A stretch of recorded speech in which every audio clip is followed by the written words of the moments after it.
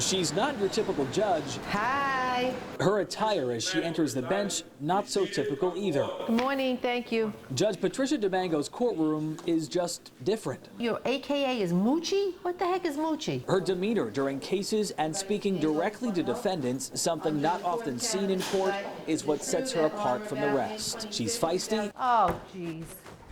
Come on. She's quick. The gentleman that just came in with the orange shirt, turn that phone off. She's real. I mean, it is prison. I like to think that I'm a fair judge, but I'm a stern judge. And I think that I bring a unique combination of a lot of street sense and street smarts. What do you do with your life?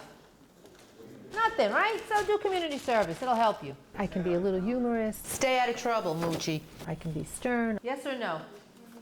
Yes or no?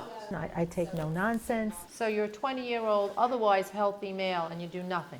I think they can relate. Take a plea here and take your chances. Because if you lose a trial on these cases, you may end up with much more than a year and a half. Pleas are DiMango's specialty. On this day, nearly half of the more than 30 defendants who appeared before her took them. It's why she's here in the Bronx, to help with a huge backlog of cases. What's up with the 2009 case? Some of which date back years and is seen as an embarrassment amongst the court system across the state. I mean, it's a big compliment to be selected from all the judges in the state to say, okay, let's put Judge DiMango in there because we think that she would be effective in eliminating what has, received a lot of negative attention, all this backlog. Judge DiMango is not a Bronx judge, quote unquote. She's usually here at Brooklyn Supreme Court in downtown Brooklyn. But she was brought up to the Bronx because of how well she's done here over the years since being appointed by then Mayor Giuliani back in 1995. The change, albeit temporary, has proven results. In her first 6 months in the Bronx, she had nearly 700 dispositions, settlements. A huge pile of backlog cases has nearly dropped in half, largely in part due to her. Head Bronx Judge Douglas McKeon is in charge of dwindling that backlog. We've increased our trials by 40%. The district attorney's office has increased the number of their convictions.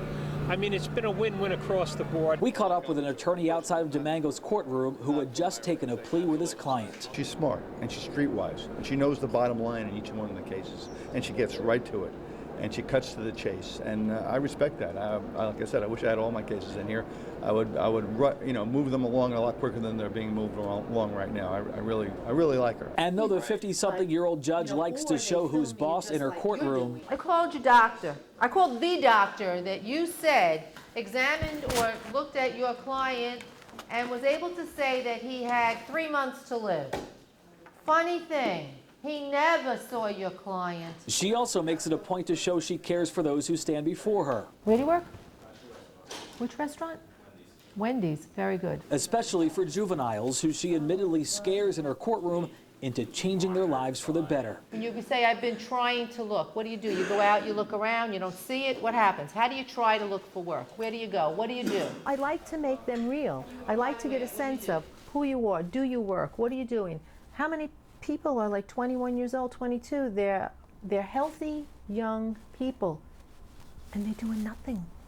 So of course they're going to get in trouble. We saw that compassion toward the end of her day on this day. Are you handling your fatherhood well? When presiding over a case in which the defendant is going to rehab instead of prison. I know, he's got 100% attendance.